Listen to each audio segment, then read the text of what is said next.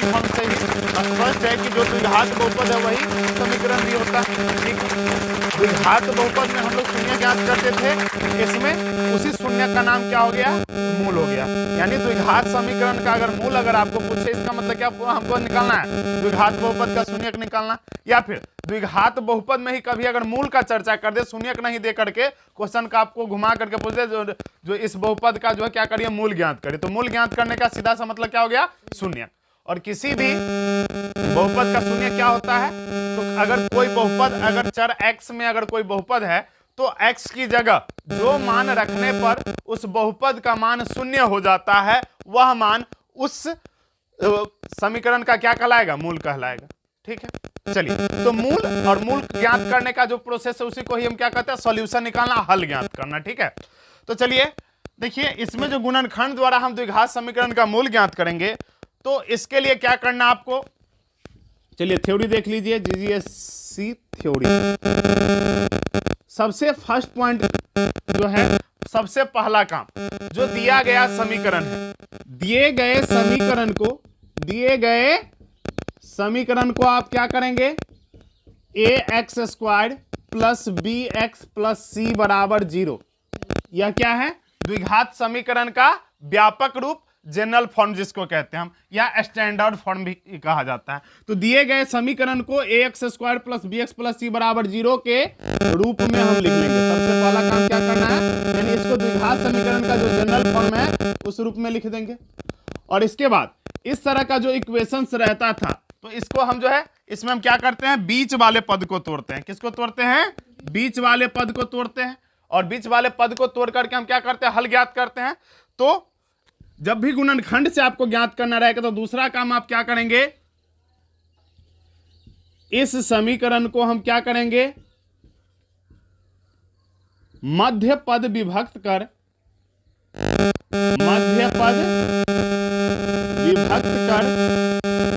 गुणनखंड ज्ञात कर लेंगे।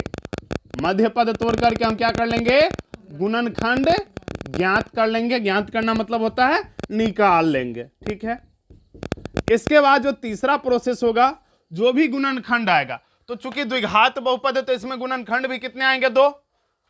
किसी बहुपद का जितना घात होता है उसके शून्यकों की संख्या उतनी होती है, या फिर समीकरण होगा तो उसके मूलों की संख्या भी उतनी होगी। जैसे द्विघातीय बहुपद है तो इसके मूल कितने होंगे, 2 होंगे। रैखिक बहुपद का मूल 1 होता है, त्रिघातीय होगा तो इसके मूल कितने हो जाएंगे, 3। ऐसे ही बहुपद में अगर रैखिक बहुपद है तो शून्यकों की संख्या 1, द्विघात बहुपद है तो शून्यकों की संख्या 2, त्रिघात बहुपद है तो शून्यकों की संख्या 3। तो यहाँ द्विघात बहुपद है तो 2 शून्यक आएगा, और 2 शून्यक के लिए आपको 2 फैक्टर भी आएगा, 2 गुणनखंड भी आएगा। तो इसको हम क्या करेंगे, बारी बारी से दोनों गुणनखंडों को हम क्या करेंगे, शून्य के बराबर करेंगे। इसके बाद क्या करेंगे, इस प्रकार प्राप्त दोनों गुणनखंडों को बारी बारी से यानी कि 1 by 1 क्या करेंगे, शून्य के बराबर कर देंगे। शून्य के बराबर कर हल ज्ञात कर लेंगे। और इस प्रकार प्राप्त मान ही अभीष्ट समीकरण का क्या होगा, हल होगा, मूल होगा। इस प्रकार प्राप्त मान ही अभीष्ट समीकरण के मूल होंगे या फिर हल होगा। ठीक है, मूल होंगे क्योंकि एक से अधिक मूल, 2 मूल इसमें निकले। चलिए, इस पे अगर आपको कंफ्यूजन हो तो आपको जो है वीडियो बना चुके हम इसके ऊपर, द्विघात बहुपद का मध्य पद तोड़ने पे, उस वीडियो को आप लोग देख लीजिएगा। ठीक है, अगर कंफ्यूजन हो तो। वैसे चलते अब हम सीधे सवाल पे। देखिए, यहाँ जो समीकरण आपको दिया हुआ है, x² - 3x - 0 बराबर होगा यहाँ 10, क्योंकि अगर इस फॉर्म में अभी दिया हुआ है, इसका मतलब यह समीकरण अभी नहीं है, क्या है, यह बहुपद है। तो इसको शून्य के बराबर जब करेंगे, शून्य के बराबर कर देंगे, तब यह क्या बन जाएगा, समीकरण बन जाएगा, इक्वेशन बन जाएगा। नहीं तो सबसे पहले पहला काम, कोई सा भी सवाल बनाते हैं तो हम क्या कहते हैं, चूंकि हमें एग्जाम में सवाल लिखना नहीं है, सवाल लिखने में हम अपना समय व्यर्थ नहीं करेंगे। ये आपको जो है 2 मार्क्स गारंटीड करते हैं। 2 मार्क्स जो है कन्फर्म है, जो आपको 2 मार्क्स बोर्ड परीक्षा में देगा ही। इसको कोई नहीं रोक सकता, पूरा 2 मार्क्स आपको 100%। या तो समीकरण में पूछ दे या फिर बहुपद में। बहुपद में तो इससे एक सवाल मध्य पद तोड़ करके इस फॉर्म का इसी तरह का सेम बनेगा, उसमें सिर्फ रहता है संबंध ज्ञात करने वाला, ठीक है। और उस संबंध को समीकरण में भी पूछ दिया जाता है, समीकरण के मूलों के लिए भी कभी कभी संबंध हमें ज्ञात करने रहते हैं, और ऑब्जेक्टिव में इस पे आपको एक स्पेशल क्लासेस लगेगी, ठीक है। तो सबसे पहले हम दिए हुए समीकरण को लिखें। दिया हुआ समीकरण, दिया हुआ समीकरण क्या है? x के टर्म में दिया हो तो आप px भी लिख सकते हैं या फिर डायरेक्ट भी लिख सकते हैं आप। तो px बराबर क्या दिया हुआ है आपको? x square minus 3x minus 10 is equal to 0। चलिए अब हम याद करते हैं पिछले के थ्योरी को, first term into last term. आपको क्या बतलाए थे? सबसे पहला काम जब भी हम फैक्टर तोड़ते थे क्या होता है? First term into last term, first term into last term. नहीं तो फर्स्ट टर्म क्या है यहाँ पे? एक्स स्क्वायर, और लास्ट टर्म क्या है? माइनस 10। तो इसको जब गुना करेंगे plus minus minus minus 10 x square. आपको थ्योरी में हम बतलाए थे जब first term into last term का मान करते हैं, और अगर यहाँ पे जो first term into last term का जो अचर पद आया उसमें जब माइनस आ जाता है तो हम क्या करते हैं? घटा करके बीच वाला पद लाते हैं, ठीक है। और अगर यहां जो मान आएगा प्लस में तो वो क्या करेंगे? हम जोड़ करके बीच वाला पद के बराबर में पुराएंगे, ठीक है। कॉन्सेप्ट को पूरा क्लियर कर लीजिए क्योंकि 2 मार्क्स ये दिलवाएगा आपको, कोई रोक नहीं सकता 2 मार्क्स से। चलिए तो इसके बाद आपको बतलाए थे जो अचर पद है, तो यहाँ अचर पद कितना है? 10। तो 10 का जितना भी पॉसिबल फैक्टर है सारे को लिख लो। 10 का पॉसिबल फैक्टर क्या होगा? 1 से 10 में भाग लगेगा 10 मरतबे, 2 से लगाएंगे तो 2 पंचे 10, फिर 5 से लगेगा, फिर 10 से। चूंकि यहाँ पे क्या है? माइनस में है, और माइनस में रहता तो क्या करते हैं? हम घटा करके बीच वाला के बराबर पुराते हैं। तो बीच में हमको कितना लाना है? 3 लाना है। कितना लाना है? 3। तो 3 लाने के लिए देखिए कौन सा पेयर इस दोनों में से हमारा होगा? अगर 10 में से 1 घटाते तो ये तो नहीं होगा हमारा, क्योंकि 10 में से 1 जाएगा 9, लेकिन हमको लाना है 3। 5 और 2 इसका डिफरेंस हमको 3 आता है। अब यहाँ पे हमको साइन को देखना है, यहाँ कौन सा चिन्ह है? बीच में माइनस वाला है। तो जब बीच वाला का जो चिन्ह रहेगा, अगर बीच वाला का चिन्ह माइनस है तो आप क्या करो? बड़े वाला जो पद है इसमें बड़े वाले संख्या में माइनस लगाना, छोटे वाले संख्या में प्लस। और यहाँ प्लस में लाना रहता तो बड़े वाले को प्लस में रखते, छोटे वाले को माइनस। इसके बाद जो चर आपको सवाल में प्रयुक्त है, एक्स है या फिर वाई, तो यहाँ क्या है? एक्स है, तो इसमें भी एक्स लगेगा और इसमें भी एक्स लगेगा। यानी जो इसको दूगो पद में तोड़ेंगे तो यह हमारा दूगो पद हो गया, एगो 2x और दूसरा क्या हो गया? Minus 5x। क्या हो गया? 2x और माइनस 5x। तो इसको हम यहाँ पे अब लिख देंगे एक्स स्क्वायर प्लस 2x और माइनस 5x। इसमें क्रम में परिवर्तन आ जाता है, इससे कोई परेशानी नहीं है। आप बाद में माइनस 5x को भी ले सकते हैं, बाद में भी 2x को आप ले सकते हैं। फिर माइनस 10 इज इक्वल टू 0। अब देखिए हमने जो पेयर लिया सही है कि नहीं, एक बार इसको हम जांच लेते हैं। देखिए 5x में से 2x घटेगा, कितना होगा? 3x होगा। और चिन्ह किसका बड़ा है? 2 का कि 5 का? 5 का, माइनस 3x आ गया। और इसको जब गुना करेंगे तो इसका मान किसके बराबर होता है? First term into last term के बराबर। तो प्लस माइनस माइनस 5 दूनी 10 और x into x, x square. तो माइनस 10 एक्स स्क्वायर जो कि हमारा first term into last term का वैल्यू था। यानी हमने जो भी यहाँ पे पेयर लिया हुआ बिल्कुल राइट है। अब क्या करेंगे? दो का पेयर कर लेते हैं। इस दोनों में क्या कॉमन आ रहा है? एक्स है। जो उभयनिष्ठ पद है, उभयनिष्ठ पद किसको कहते हैं? कॉमन। जो अगर 2 पद है तो दोनों में अगर उपस्थित है तो उसको उभयनिष्ठ। अगर कोई जो चर है या फिर कोई संख्या अगर सभी पदों में है तो उसको कहा जाता है क्या? सर्वनिष्ठ।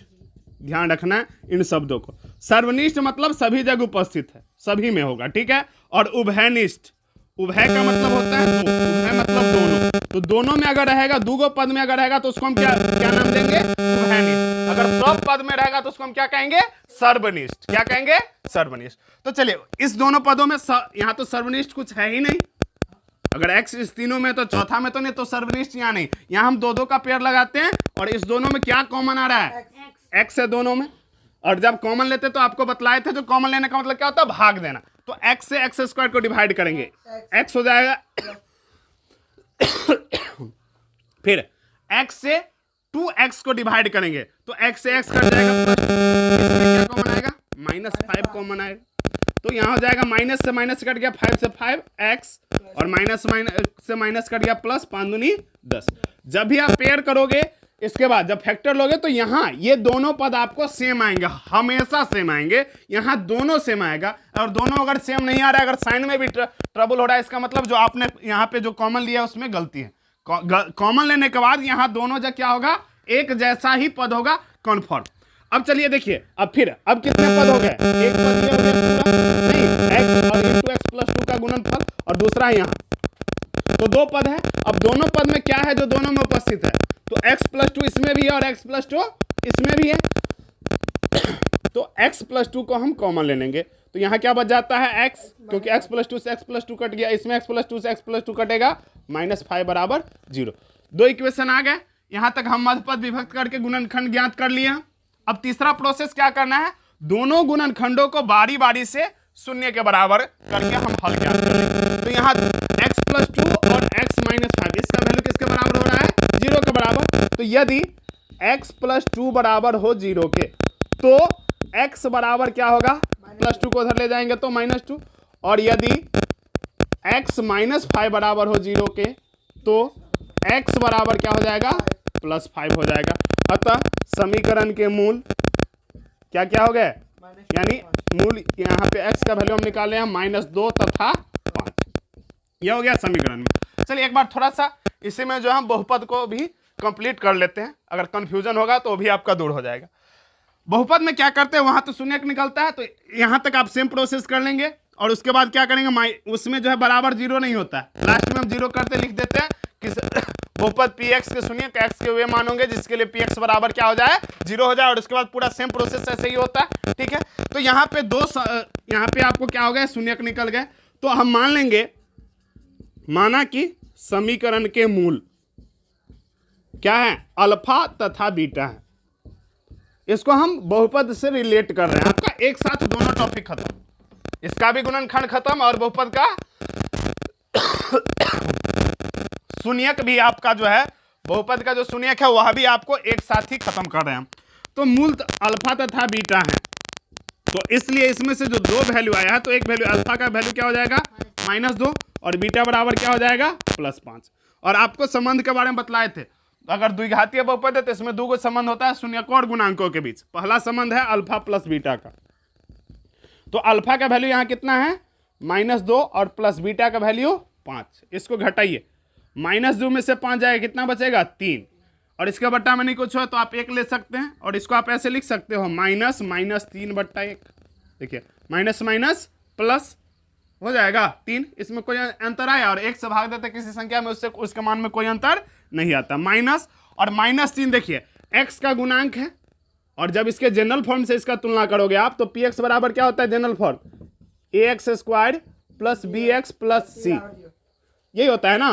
तो a के जगह पे यहाँ x का गुणांक बने कुछ है, यानी कि 1, b का जगह पे क्या हो गया -3, और c के जगह पे -10, तो माइनस और -3 किसका वैल्यू आ रहा है आपका, b का, और 1 किसका वैल्यू है, x² का गुणांक है a, नहीं, तो पहला संबंध आपका प्रूफ हो गया।